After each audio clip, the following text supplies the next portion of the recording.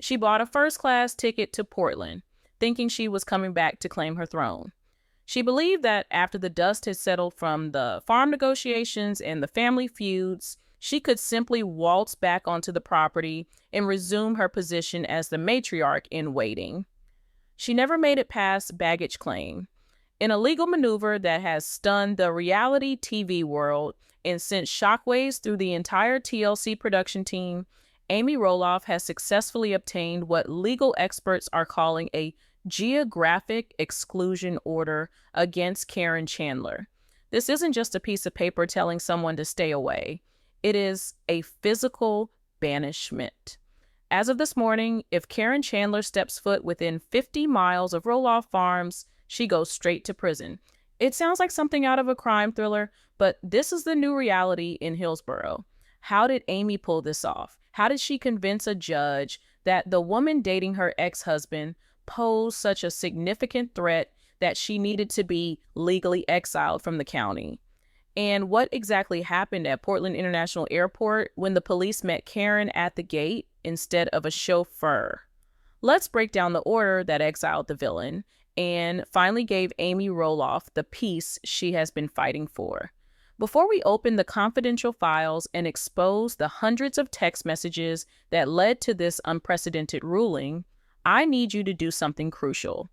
If you are Team Amy and you believe she has every right to protect her peace and her home, hit that like button right now.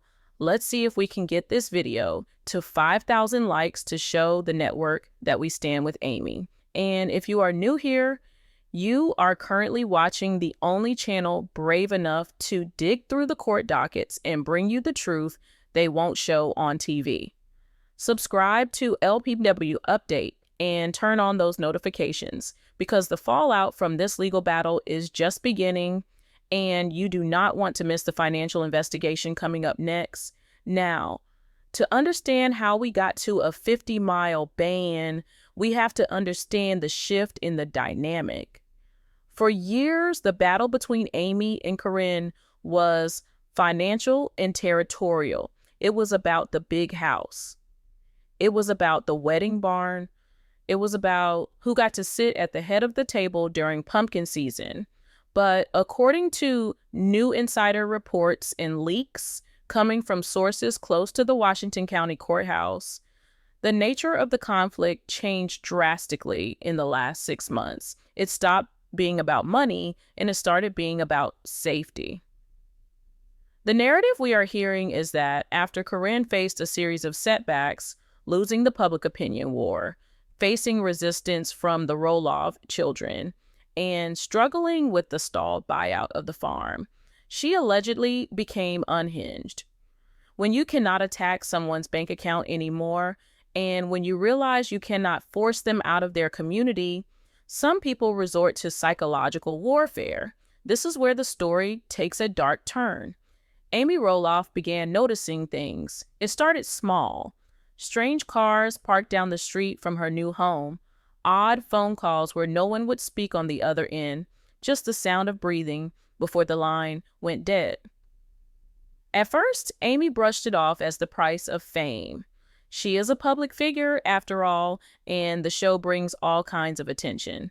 But then it became personal. It became digital. This is the chapter we are calling the electronic stalking. According to the dossier compiled by Amy's team, specifically spearheaded by Chris Marek, Amy began receiving hundreds of direct messages on Instagram and Facebook. These weren't coming from Caryn's official account. They were coming from what the internet calls burner accounts, profiles created with fake names, no photos, and 0 followers. The content of these messages was not just mean-spirited, it was terrifyingly specific. Sources close to the investigation claimed that these messages included photos of Amy's house taken from the bushes at night. They included details about her schedule that only someone with inside knowledge would know. Things like what time she went to the grocery store or what contractor was working on her kitchen that day. The messages were designed to make Amy feel watched. They were designed to induce paranoia. It was a campaign of fear. The The sender wanted Amy to know that she was never truly alone, that the walls of her new home were transparent, but here is where the perpetrator made a fatal mistake. They underestimated Chris Marek. We often see Chris as the laid-back, easygoing guy on the show, the one who tries to smooth things over with Matt. But we have to remember, Chris has a background in real estate, and he is incredibly sharp when it comes to logistics and details. Chris didn't just delete the messages. He didn't tell Amy to ignore them. He started documenting them. He treated this like a crime scene. He took screenshots. He logged the timestamps. And then he hired a private forensic digital investigator. This is where the story shifts from a reality TV drama to a high-tech investigation.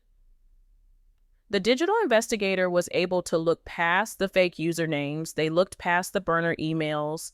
They traced the metadata. For those who don't know, every time you send a message, you leave a digital footprint called an IP address. It tells the internet exactly where the message is coming from. And according to the evidence presented in the emergency hearing, the IP addresses for dozens of these threatening burner accounts trace back to a single location. They didn't trace back to a random fan in Ohio. They didn't trace back to a troll in Europe. They trace back to a luxury rental property in Arizona.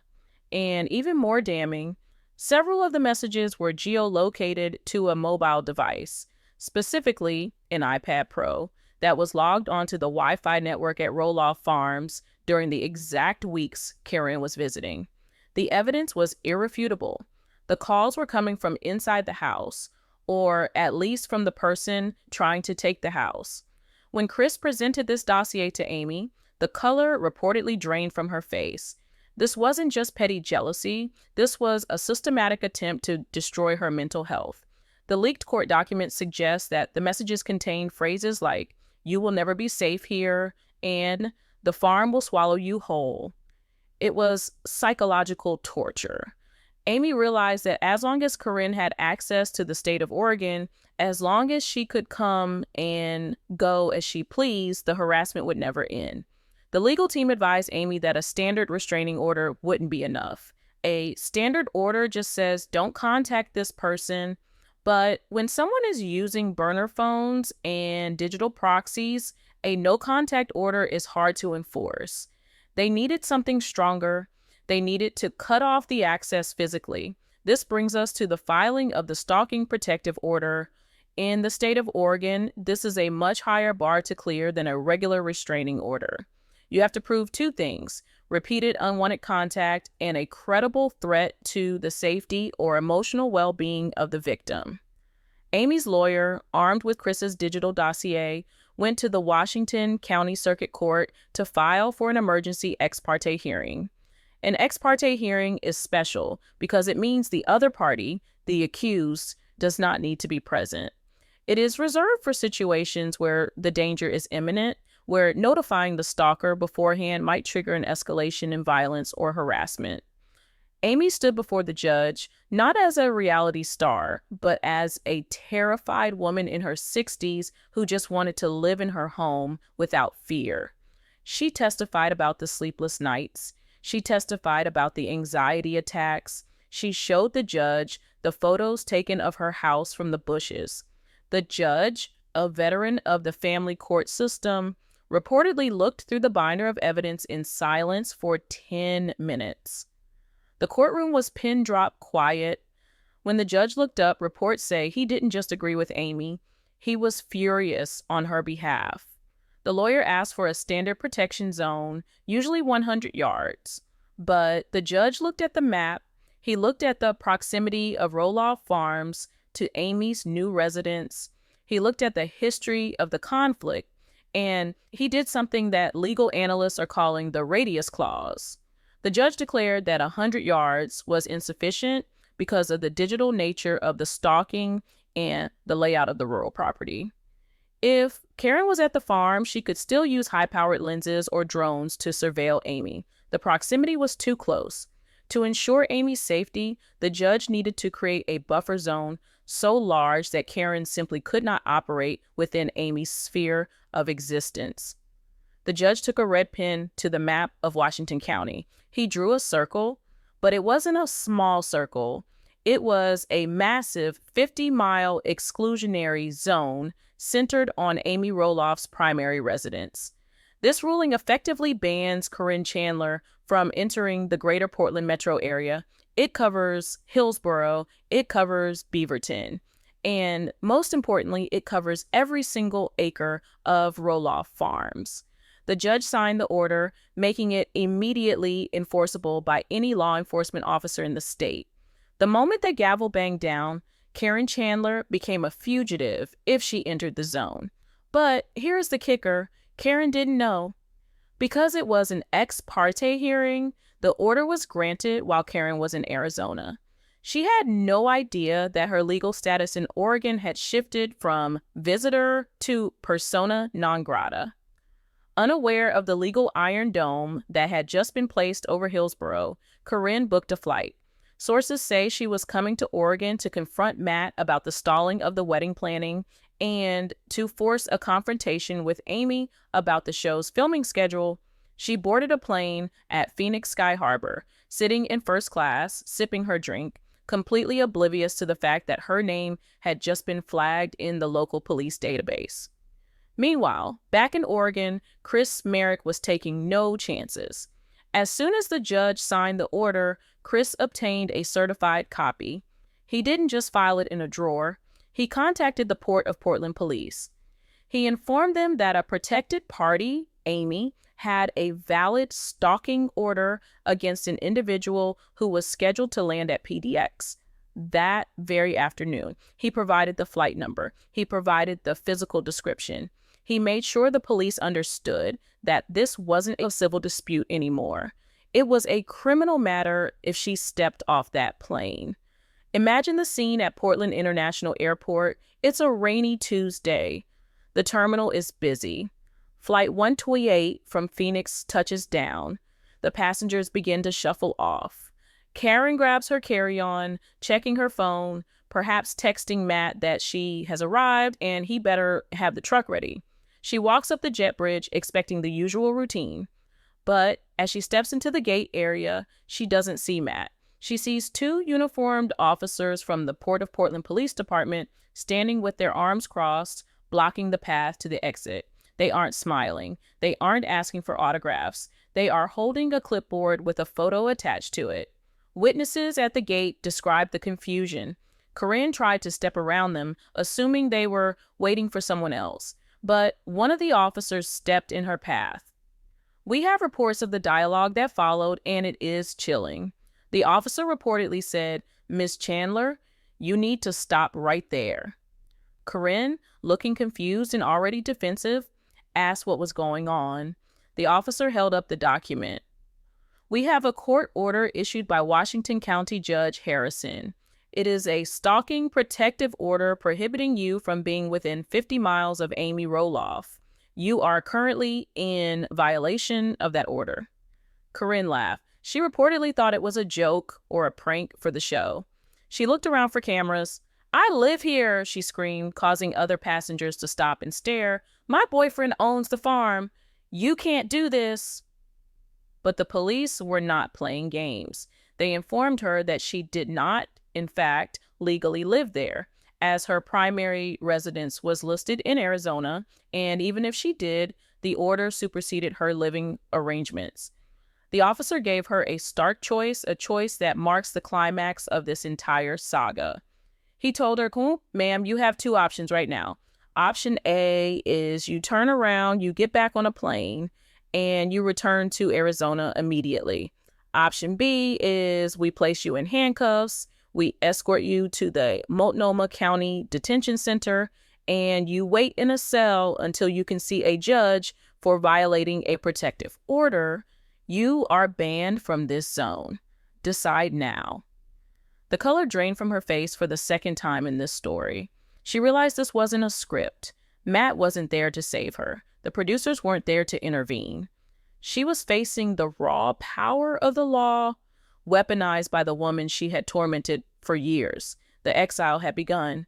But what happened next, as she stood there humiliated at the gate, frantically dialing Matt's number, would change the future of the farm forever. Because Matt didn't answer. Or did he? And why was his phone silent at the most critical moment of his girlfriend's life? We are going to deep dive into the airport showdown and the frantic phone calls in the next section. But first, we have to analyze the specific evidence that the judge saw. What exactly was in those text messages that warranted such an extreme ban? We have obtained descriptions of the 3 most damaging pieces of evidence that Chris Marek presented. Evidence item number 1, the night watch photo. Among the hundreds of messages, there was a picture sent at 2:00 a.m. It showed the front window of Amy's new house. The curtains were slightly open, and you could see the blue light of a television flickering inside. The caption on the message read, "You watch TV while your world crumbles. I see you." This photo proved that the stalker was physically present on Amy's property in the middle of the night. This was the piece of evidence that moved the judge from concern to alarm. This wasn't just online bullying, this was physical prowling. Evidence item number 2, the GPS logs. Chris Marek's investigator found that the burner account had sent a map pin drop to Amy. It was a pin drop of her location at a private family gathering that she had not posted about on social media. She was at a park with the grandkids, miles away from the farm. The message said, "Nice day for a picnic, shame it has to end." This proved that the stalker was tracking her movements in real time, possibly using a tracker on her vehicle or hacking her phone's location services. This elevated the charge to high-tech cyberstalking. Evidence item number 3, the financial threat. While most of the harassment was psychological, one message crossed the line into extortion. It referenced a specific non-public clause in the farm sale negotiation. It cited a dollar amount that only Matt, Amy, and Caryn knew. The message threatened to leak this confidential financial data to the tabloids if Amy didn't back down on the property line dispute. This was the smoking gun that tied Caryn to the burner accounts. Only 3 people knew that number. Amy knew she didn't send it.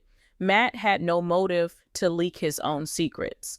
By process of elimination, combined with the IP address tracing back to the farm Wi-Fi, the court determined there was a high probability that Caryn Chandler was the operator of the account.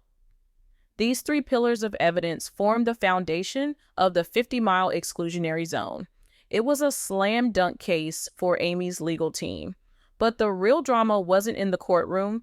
It was unfolding at the airport, where Caryn was currently causing a scene that had airport security on high alert.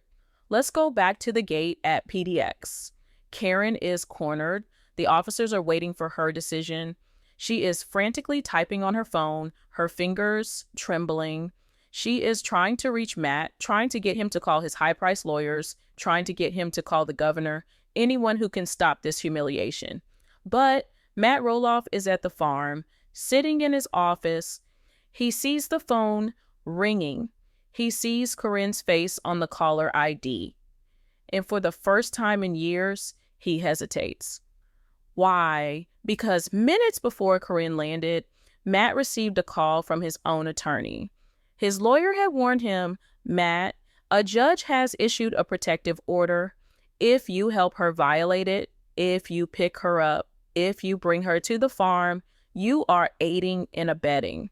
You could be held in contempt of court. You could lose your standing in the farm negotiations. Do not answer that phone." So the phone rang and rang and rang. Back at the airport, the realization set in. Caryn was alone. The officers stepped closer. "Ms. Chandler, we need a decision. The next flight to Phoenix leaves in 45 minutes. We can escort you to the ticket counter, or we can escort you to the squad car."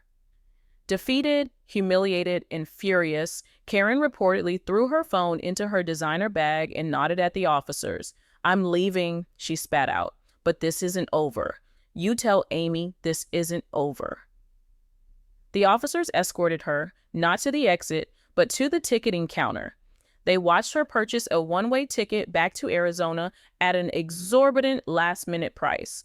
They waited with her at the gate until she boarded the plane. They watched the plane taxi away. They verified that the threat had left the airspace. The ban was effective immediately. The king and queen of the farm were separated by a legal wall that was 50 miles thick. Caryn was in exile. Amy was safe. And Matt was left in the big house staring at a silent phone, realizing that his relationship had just become a casualty of the war he helped start. But if you think Caryn went back to Arizona to knit quietly, you don't know Caryn. The moment she landed in Phoenix, the retaliation began. And this time, she wasn't going to use burner accounts. She was going to use the one thing Matt cares about more than anything, the land itself. We are hearing reports that Caryn's lawyers are drafting a countersuit that attacks the validity of the evidence, claiming the IP addresses were spoofed. But legal experts say it's a long shot. The judge saw the night watch photo. You can't spoof being in the bushes at 2:00 a.m. The order stands, but this creates a massive logistical nightmare for the show. How do you film a reality show when one of the main cast members is legally banned from the filming location? The producers are scrambling. There is talk of moving production to Arizona or filming Matt traveling back and forth.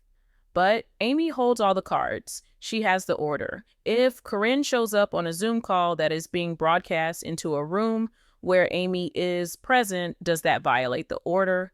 These are the questions keeping the network executives up at night. The implications for the farm are even bigger. With Caryn banned, the pressure on Matt to sell the farm and move to Arizona full-time has skyrocketed. He can't have his partner there. The big house is empty of her presence. The pumpkin patch is off limits to her. The exclusion zone has effectively severed Caryn's physical tie to the Roloff legacy. Amy didn't just get a restraining order, she got an eviction notice for her rival. And she did it without screaming, without fighting on camera, and without throwing a drink. She did it with a stack of paper and a digital forensic expert. We are going to look at Matt's ultimatum. He is now faced with the impossible choice: the farm or the girl.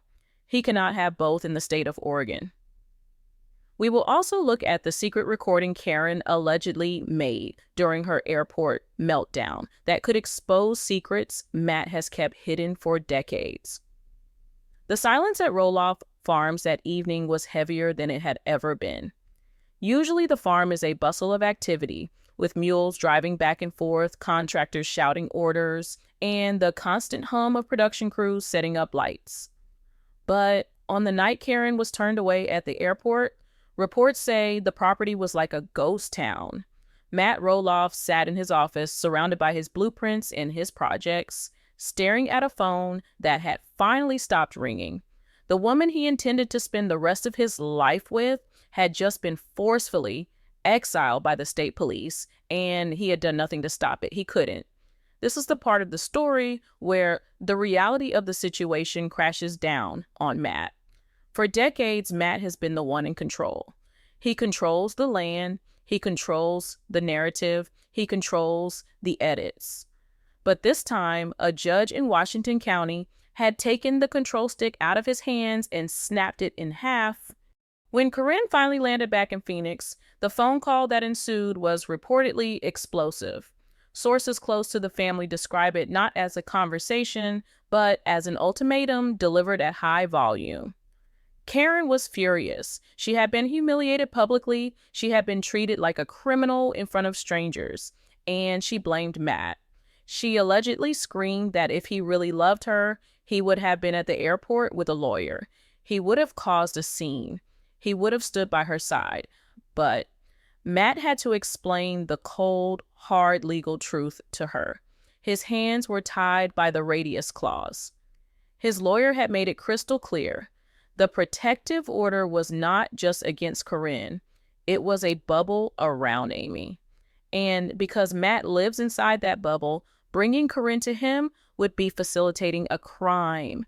If Matt had picked her up, He could have been charged with conspiracy to violate a protective order.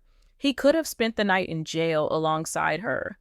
This is the long-distance nightmare that has now become Matt's daily reality. The big house that they designed together, the dream home that was supposed to be their retirement sanctuary, is now a fortress of solitude. Caryn cannot visit. She cannot drive up the driveway. She cannot even come to the pumpkin patch to say hello to the fans. The 50-mile exclusion zone is massive. It doesn't just cover the farm. It covers the entire social infrastructure of their lives in Oregon. It covers their favorite restaurants in Hillsboro. It covers the production studio in Portland. It covers the homes of the Roloff children who live nearby. Effectively, Caryn has been erased from the map of Matt's life in the Pacific Northwest. Matt is now facing a logistical crisis that could end the show. How do you film a relationship when the partners are legally separated by a state line? We are hearing rumors that TLC is frantic. They are trying to figure out if they can film Matt visiting Caryn in Arizona, but that creates a narrative problem. The show is called Little People, Big World, and the world is centered on the farm. If Matt leaves the farm to be with Caryn, the show loses its anchor. If he stays at the farm without Caryn, the show loses its primary relationship drama. Matt is caught in a trap of his own making. He is reportedly spending hours on Zoom calls with Caryn, but the intimacy is gone. The connection is fraying, and the pressure from Caryn is mounting. Insiders claim that during that initial phone call from Arizona, Caryn dropped the hammer. She reportedly told Matt, "I am not going to be a girlfriend who lives on an iPad. You have a choice. You either sell that farm, all of it, the big house, the pumpkin patch, everything, and move to Arizona full-time, or we are done." This is the ultimatum we have all been waiting for. For years, viewers have suspected that Caryn wanted Matt to liquidate his assets so they could live a life of luxury in the sun, away from the mud and the drama of the farm. Now, Amy's restraining order has given Caryn the perfect leverage. She can argue that it's not her choice. It's the law.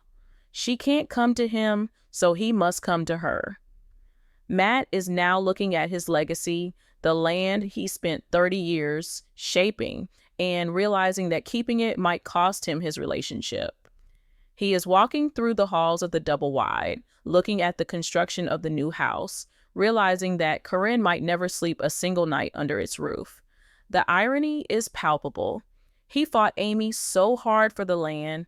He lowballed her. He pushed her out. He made her feel unwelcome until she finally left. And now that he has the land all to himself, the woman he did it for is banned from setting foot on it. It is a Shakespearean tragedy of greed and consequence. While Matt is living in this pressure cooker of isolation and ultimatums, the mood just a few miles away at Amy's new home is drastically different. If Matt's world is shrinking, Amy's world has suddenly opened up. Following the judge's ruling and the successful enforcement at the airport, sources describe Amy Roloff as a woman reborn. For the first time in what feels like a decade, the invisible weight on her shoulders has lifted. This is part 6 of our saga, Amy's Peace. The morning after the airport incident, Amy was spotted in her backyard. She wasn't pacing. She wasn't on the phone with lawyers. She was gardening.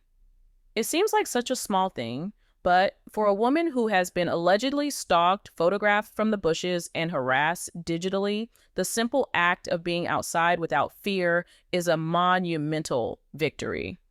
The 50-mile radius acts as an invisible shield. Amy knows that physically, mathematically, and legally, Caryn Chandler cannot touch her. The anxiety that used to spike every time a car drove past her house slowly is gone. The dread of running into Caryn at the local grocery store or the coffee shop is gone. Amy has reclaimed her hometown. Chris Marek, ever the protector, has played a massive role in this transition to peace. Even though the order is in place, Chris is a realist. He knows that desperate people do desperate things.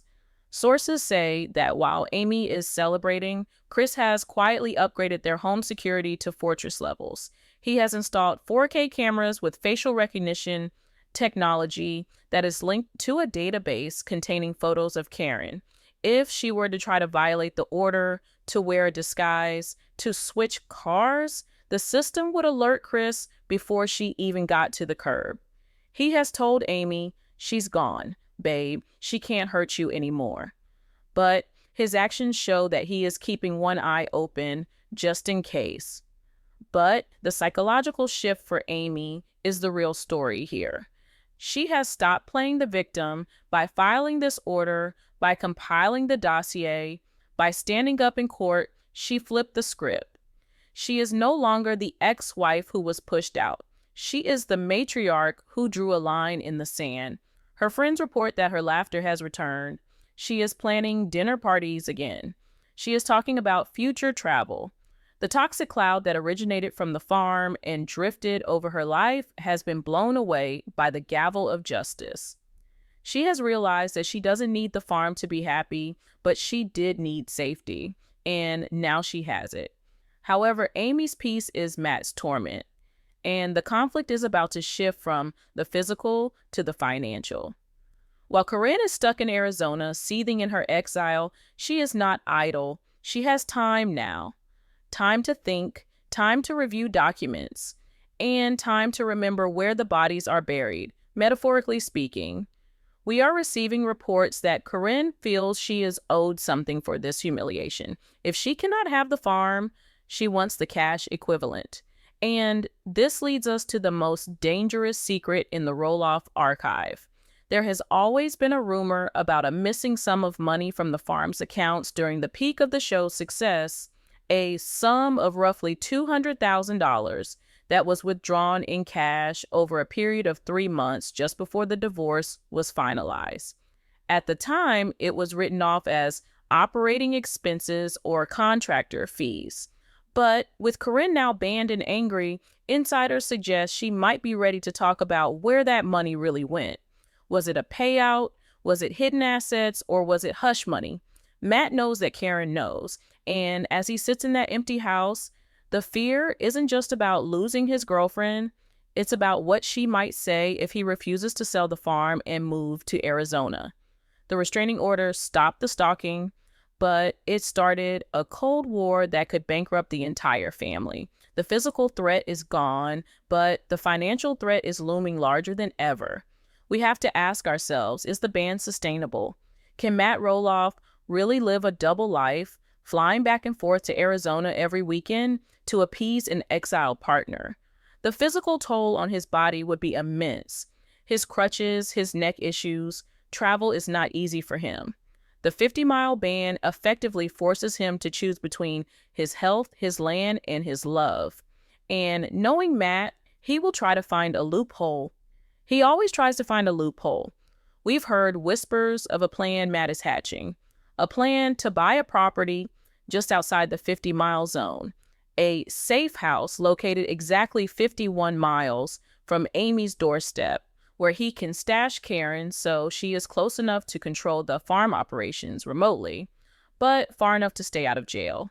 It is a ridiculous, desperate idea, but it shows the lengths he is willing to go to avoid making the ultimate choice. But would Caryn agree to live in a house on the edge of the exclusion zone like a refugee? Or will she demand the full move to Scottsdale? The tension is at a breaking point. Amy is gardening in peace, Chris is watching the monitors, Caryn is plotting in the desert, and Matt is trapped in the middle of a legal minefield. But the story doesn't end with a restraining order. It ends with the money. In the final part of this investigation, we are going to follow the paper trail. We are going to expose the missing $200K and reveal the secret leverage Caryn is holding over Matt's head that could force him to sell the farm against his will. The exile was just the beginning. The liquidation is the end game. Prepare yourselves because the financial records we have obtained paint a picture of deception that goes deeper than anyone realized.